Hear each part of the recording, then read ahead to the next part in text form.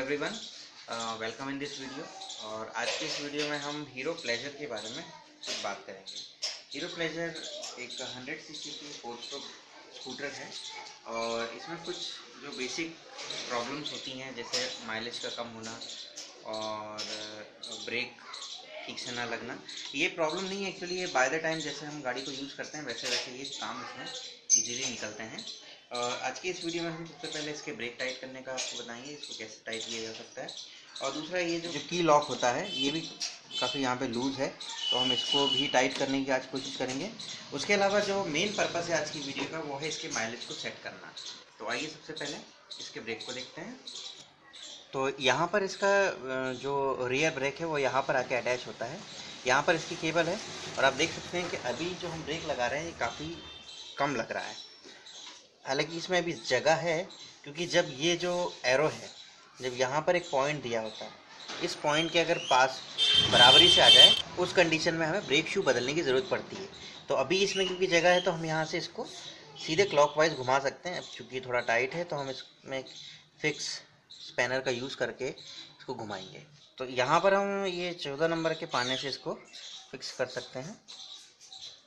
अब जैसे कि अभी ये देख रहे हैं कि ये भी घूम रहा है, इस प्लायर से हम इसको यहाँ पे पकड़ लेंगे और फिर इसको क्लॉकवाइज एंटी क्लॉकवाइज घुमाएंगे। एक बार घूमने के बाद में ये लूज हो जाता है तो फिर ये आसानी से घूमने लगता है। और 2 या 3 राउंड घुमाने के बाद में इसको फिर फर्दर यहाँ से एक बार लीवर से चेक करना है कि कितना टाइट, ज़्यादा टाइट भी नहीं होना चाहिए।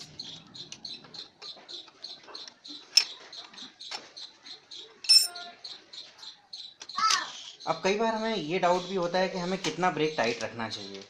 तो उसका एक सिंपल, बहुत ही आसान सा एक तरीका है। यहाँ पर एक लॉकिंग सिस्टम होता है जो गाड़ी में, अगर आप गाड़ी कहीं पे खड़ी करते हैं किसी स्लोप पे, तो वहाँ पर ये ब्रेक ऑटोमेटिक लगाने के लिए होता है। तो आपको अपनी गाड़ी का ब्रेक हमेशा उतना रखना चाहिए जिस लेवल पर ये ऑटो लॉक आसानी से लग जाए। कई बार जो मैकेनिक है वो इसको ज़्यादा टाइट कर देते हैं जिससे ये लग ही नहीं पाता है। तो इस चीज़ का भी हमें ब्रेक को टाइट करते समय ध्यान रखना चाहिए। और उसी के प्रोपोर्शन में हम आगे का ब्रेक भी टाइट रख सकते हैं। अब जैसे इसमें देख सकते हैं कि ये ब्रेक काफ़ी ज़्यादा टाइट है, इतना नहीं होना चाहिए, क्योंकि आगे का ब्रेक अगर टाइट होता है तो गिरने के चांसेस ज़्यादा होते हैं। तो फिर इसको हम थोड़ा सा कम कर देते हैं। अभी यहाँ पर भी मैं आपको बताना चाहूँगा कि ये एक यहाँ पर इसमें एरो दिया हुआ है। ये एरो जब इस एरो से आके मिल जाए उस कंडीशन में हमें इसके ब्रेक शू बदलने होते हैं। अब चूंकि ये भी इससे काफ़ी दूर है, क्योंकि यूजुअली लगता है इस गाड़ी पे आगे का ब्रेक यूज़ नहीं किया जाता है, इसलिए अपनी इनिशियल पोजीशन पे ही है। तो इसको हम एज इट इज छोड़ देंगे और इसको थोड़ा सा ढीला कर देंगे। ठीक है, अब आप देख सकते हैं कि ये थोड़ा सा स्मूथ हो गया है, थोड़ा कम लग रहा है। तो अब इसको यहाँ पर, ये इसकी आइडियल पोजीशन हो सकती है। अब यहाँ पर हमारा जो की स्विच है ये देखिए काफ़ी ढीला है, और कई बार ऐसा होता है कि ज़्यादा ढीला होने से इसका जो लॉक है वो ठीक से काम नहीं करता, ये देखिए। और जो गाड़ी चलाने वाले हैं वो इसको आसानी से तोड़ सकते हैं ढीला होने की पोजीशन में। तो अभी हम इसको टाइट करेंगे। उसके लिए हमें आगे का जो पैनल है वो खोलना होगा। इसका जो फ्रंट पैनल है उसको खोलने के लिए हमें पीछे से ये वाले जो स्क्रू होते हैं, ये स्क्रू हमें पूरे खोलने होंगे। और उसके बाद में ये जो गार्ड है इसको भी अलग करना होगा। तो आइए इसको करते हैं।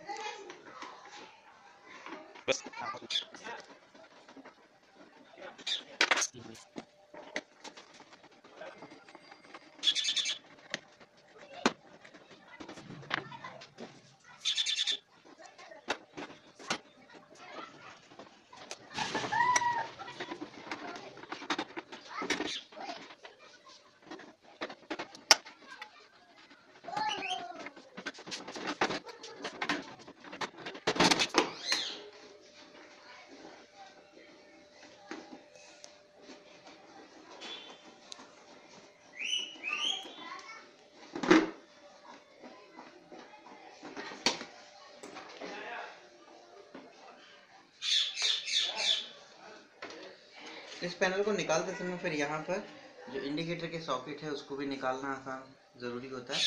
इसको बड़े केयरफुल तरीके से निकालिएगा, नहीं तो कई बार वायर जो है खिंच जाता है और ये टूट जाता है। और जो भी हमने खोला था उसमें आप ये वाला पैनल देख रहे थे जो यहाँ से टूटा था, तो हम इसको चिपकाने की कोशिश करेंगे। ये इस तरीके से यहाँ पे लगा हुआ होता है। देखेंगे किस तरीके से इसको जोड़ा जा सकता है।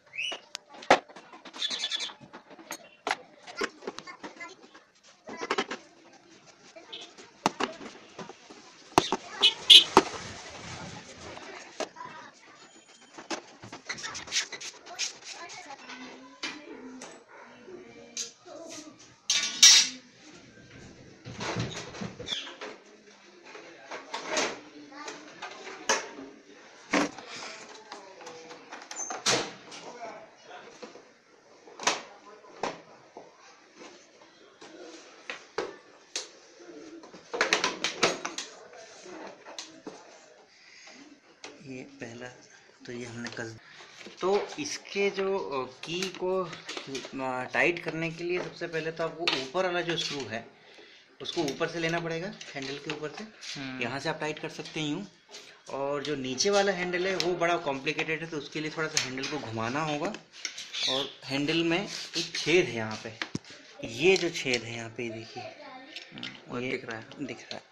ये यहाँ से ये टाइट होगा और यहाँ से ये टाइट होगा। तो इस तरीके से ये दो स्क्रू पे आप इसको टाइट कर सकते हैं। पैनल को कसते समय चौक का ये सॉकेट लगाना ज़रूर मत भूलिएगा, नहीं तो खींचने से चौक बाहर आ जाएगा।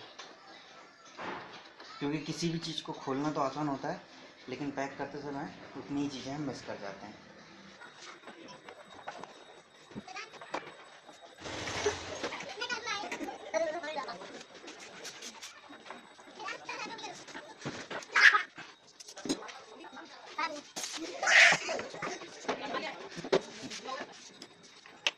नहीं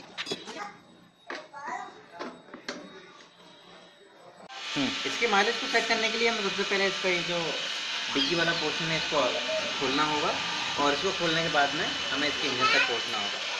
तो आइए सबसे पहले इसकी डिग्गी खोलते हैं।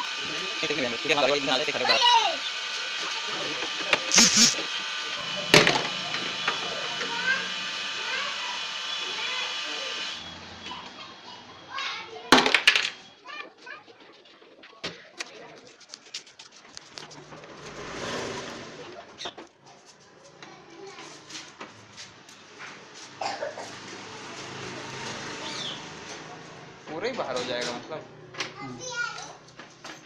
फिर आवाज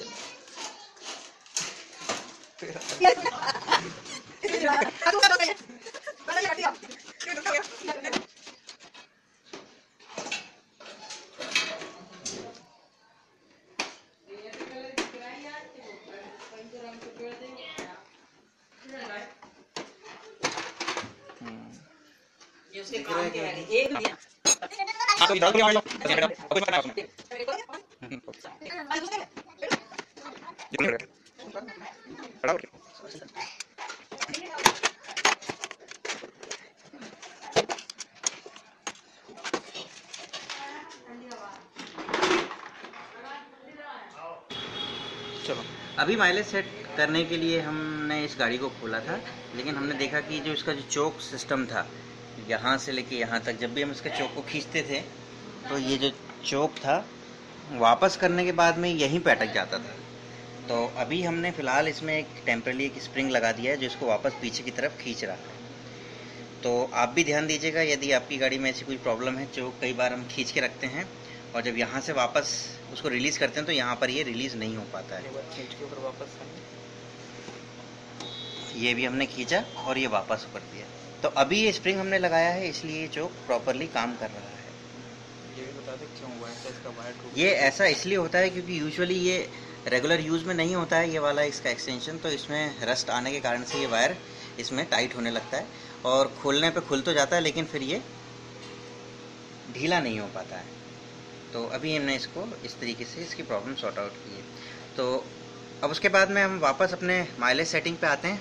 तो जैसा कि हमें पता है कि सबसे पहले माइलेज सेट करने से पहले हमें इसका इनिशियल माइलेज पता होना चाहिए। तो उसके लिए अभी हम इसका प्लग खोलेंगे जो कि यहाँ पर है, और उसके बाद हम उसकी प्लग की कंडीशन देखेंगे कि अभी इसकी करंट माइलेज पोजीशन क्या है। और यदि हमें लगेगा कि माइलेज ठीक नहीं है तो हम इसका माइलेज सेट करेंगे। तो आइए सबसे पहले इसका प्लग खोलें। तो माइलेज को इसके प्लग को खोलने के लिए हमें जिन बेसिक टूल्स की ज़रूरत पड़ती है वो गाड़ी के टूल बॉक्स में ही होते हैं। हमने इसके टूल बॉक्स में से ये प्लग पाना और ये हमने भी लिया है।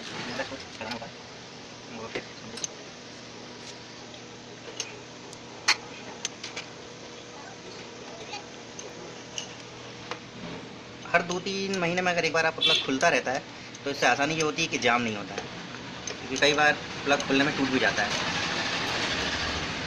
तो इस चीज़ को अवॉइड करने के लिए आप लोगों को ये एडवाइस मैं देना चाहूँगा कि 3 या 4 महीने में जब भी आपका मूड हो एक बार प्लग को खोल के चेक ज़रूर करें, जिससे ये जब भी हम इसको खोलें तो ये आसानी से खुल जाएगा।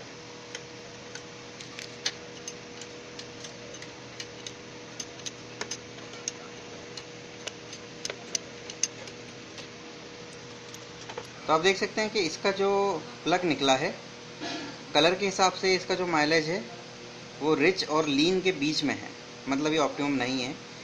इसका मतलब ये हुआ कि हम इसके माइलेज को और फर्दर सेट कर सकते हैं। तो आइए सबसे पहले इसका जो प्लग है पहले उसको साफ़ करें और फिर इसका, जैसा कि आप फोटोग्राफ में देख सकते हैं कि अगर spark plug black to brown, तो उस प्लग को हम रिच मानते हैं, मतलब फ्यूल जो कंज्यूम हो रहा है, जो फ्यूल जो उसमें इग्नाइट हो रहा है वो ज़्यादा अमाउंट में हो रहा है। और अगर स्पार्क प्लग का ये जो सिरेमिक पार्ट है वो ब्राउन टू ग्रे निकलता है, उस कंडीशन में उसको हम लीन कहते हैं। लीन मतलब जो फ्यूल है वो जो उसकी रिक्वायरमेंट है उससे थोड़ा सा ज़्यादा जल रहा है। और अगर ये सिरेमिक प्लेट बिल्कुल वाइट स्लेटी निकलता है तो हम इसको ऑप्टिमम मानते हैं। जैसा कि हमारी पिछली वीडियो में हमने एक ऑप्टिमम माइलेज वाले प्लग को आपको दिखाया था। तो आइए पहले इसको साफ़ करें और फिर इसका माइलेज एक बार सेट करने की कोशिश करेंगे। यूजुअली स्पार्क प्लग को साफ़ करने के लिए हम सैंड पेपर का यूज़ कर सकते हैं, लेकिन हमारे पास में क्योंकि फाइल है तो हम फाइल का भी यूज़ कर सकते हैं। तो आप देख सकते हैं कि हमने इसको साफ़ करने की कोशिश की है। अब आइए इसको एक बार फिक्स करें और फिर इसका माइलेज सेट करने की कोशिश करेंगे।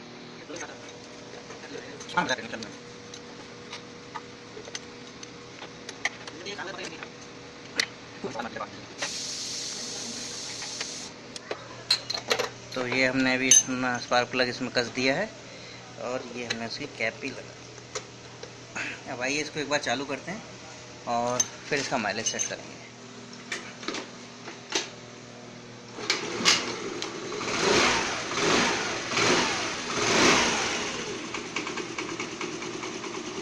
तो अभी हमारी गाड़ी चालू है। किसी भी गाड़ी के अच्छे माइलेज के लिए ये ज़रूरी है कि उसका एयर फिल्टर हमेशा साफ़ होना चाहिए। अभी माइलेज को सेट करने से पहले हम इसका एयर फिल्टर भी एक बार चेक करेंगे कि ये साफ़ है या नहीं।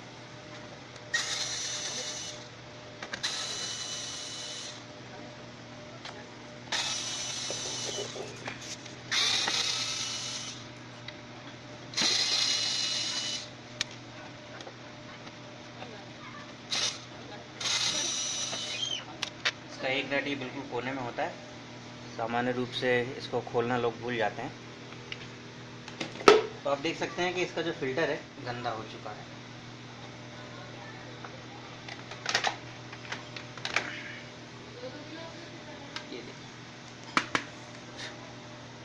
ये जो रबर अभी हमने फिक्स की है, इस रबर का भी ठीक से लगा होना ज़रूरी होता है, जो कि यहाँ पे लगी हुई है। अगर ये नहीं लगी होगी तो जो एयर है वो फिल्टर से ना होकर डायरेक्ट जाएगी और उस कंडीशन में जो कार्बोरेटर है वो अपना काम प्रॉपर तरीके से नहीं करेगा और कई बार स्टार्टिंग प्रॉब्लम आपको हो सकती है। तो मेक श्योर कि आपकी फ़िल्टर की जो रबर है वो ठीक से लगी हो।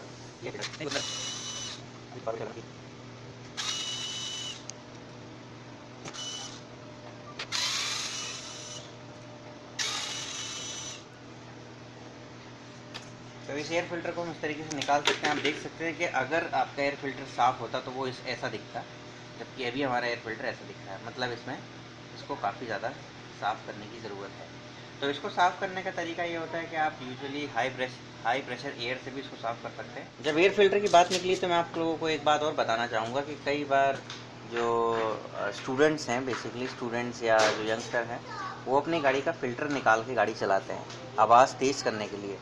तो उनकी जानकारी के लिए मैं बताना चाहूँगा कि अगर आप ऐसा करते हैं तो आपकी गाड़ी कभी भी कहीं भी बंद हो सकती है, क्योंकि जो एयर फ़िल्टर का जो मेन काम होता है वो हवा को प्यूरीफाई करना होता है, हवा को साफ़ करना होता है।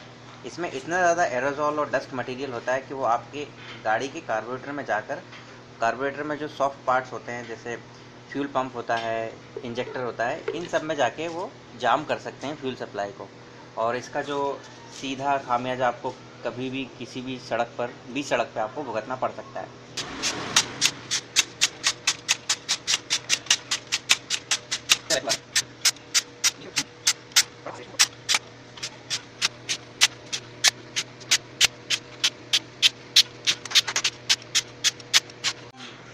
यहाँ पर हमने भी इसकी रबर लगाई थी और रबर के ऊपर इसको लगाया जाता है और फिर इसके ऊपर से इस फिल्टर को।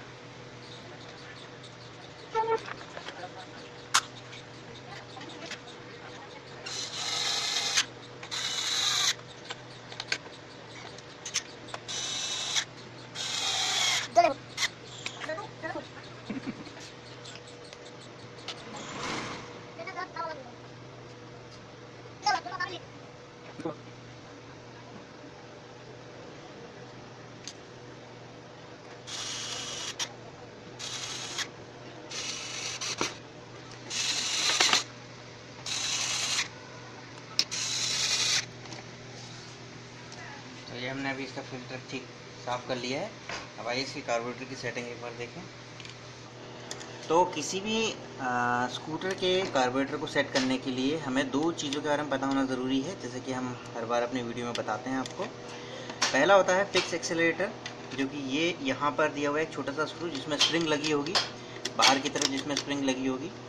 और एक होता है फ्यूल मिक्सचर। फ्यूल मिक्सचर एक ब्रास का स्क्रू होता है जो कि अंदर होता है, अंदर की तरफ होता है। इसकी चारों तरफ एक कॉलर बनी होती है ताकि इसको आसानी से नहीं छेड़ा जा सके। तो सबसे पहले हमें करना ये होता है कि जो फिक्स एक्सेलरेटर है उसको क्लॉकवाइज घुमा के पूरा टाइट कर देते हैं हम। और उसके बाद में जो फिक्स एक्सेलरेटर है उसको भी थोड़ा टाइट करते हैं ताकि गाड़ी बंद ना हो। और उसके बाद में फिर जो फ्यूल मिक्सचर है उसको एंटी क्लॉकवाइज धीमे धीमे घुमाते हैं। तो आइए इसको एक बार करके देखते हैं।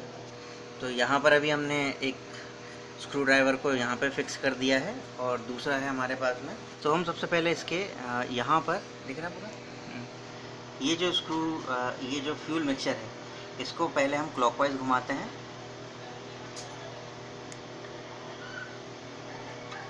अब ये यहाँ पर टाइट हो गया है और अब इस गाड़ी को एक बार चालू करके देखेंगे। अब इस कंडीशन में गाड़ी चालू नहीं होगी हमारी, तो इसलिए हमें थोड़ा सा ये जो फिक्स एक्सेलरेटर है इसको भी थोड़ा सा क्लॉकवाइज घुमाना होगा ताकि एक्सेलरेटर बढ़े आए। अब हम गाड़ी को चालू करते हैं।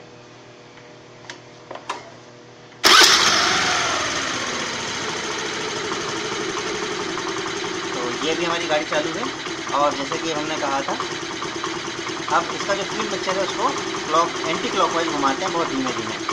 और हमें वो पॉइंट सेलेक्ट करना है जहाँ पर इसका एक्सेलरेटर सबसे ज़्यादा होता है।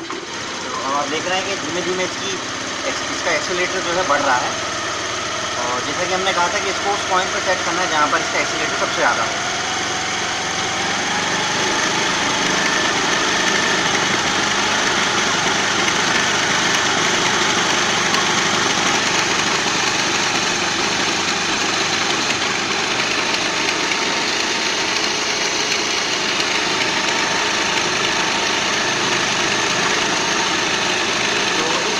आगे हमें इसका एक्सीलेटर सबसे ज़्यादा लग रहा है।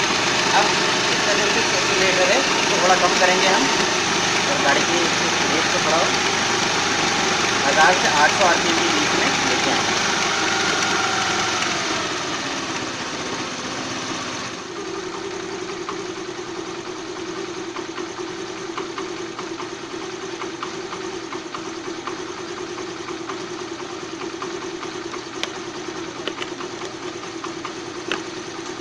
यहाँ पर हमने अभी इसका कार्बोरेटर सेट कर लिया है।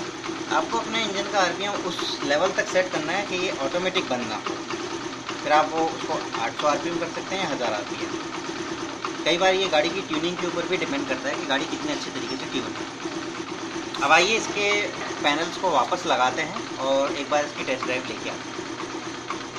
पैनल को लगाते समय ये इसके जो फिटिंग्स होती हैं इसका ध्यान रखना ज़रूरी होता है कि ये एक दूसरे में एडजस्ट हो जाए, नहीं तो गाड़ी अननेसेसरी आवाज़ ज़्यादा करती है। यहाँ पर भी सेम चीज़ का दोनों तरफ का ध्यान रखना।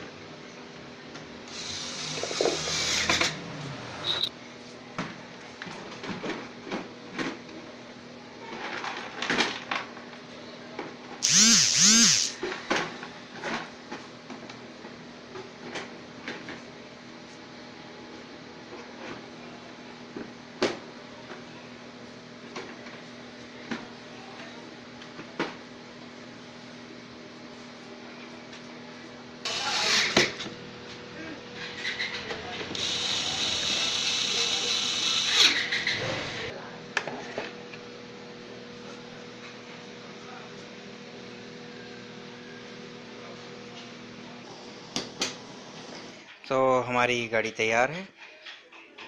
जैसा कि हमने आज इसकी सर्विस में इसका ब्रेक टाइट किया है और इसका जो की लॉक था इसको थोड़ा सा टाइट किया है, और इसके अलावा इसका जो माइलेज था उसको भी सेट किया है। तो आइए देखें कैसे चलती है।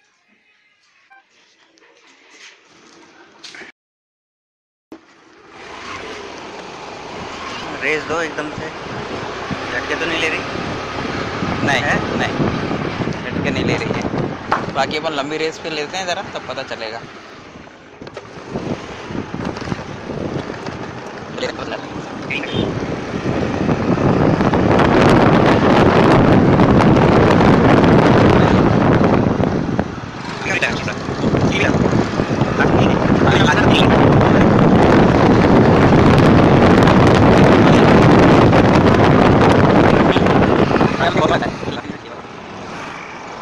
बढ़िया चल रही है, शानदार।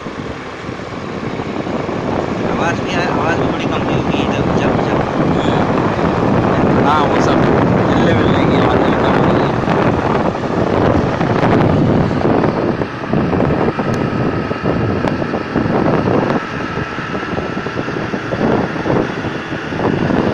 हाँ जयपाल सर, कैसी चल रही है गाड़ी? गाड़ी बढ़िया चल रही है और आवाज़ में भी थोड़ा सा फ़र्क आया है, और गाड़ी रेस लेने पे जो झटके ले रही थी वो झटके भी बंद हो गए हैं। And I fully satisfied mister भगवान सिंह विश्वकर्मा। थैंक यू भगवान सर। आई होप गाइस ये वीडियो आपको पसंद आई होगी। हम अपने नेक्स्ट वीडियो में फिर आपके सामने होंगे। Thank you very much for watching this. Tu bicicleta es la compañera indispensable en las labores diarias y un medio para escapar de la ciudad los fines de semana. La doble S de este modelo hace referencia a Sporty and Stylish, tacómetro deportivo, dotado con indicador de revoluciones del motor, cadena reforzada para mayor durabilidad y menor mantenimiento. Igualmente cuenta con una suspensión trasera regulable que se traduce en mayor suavidad y estabilidad.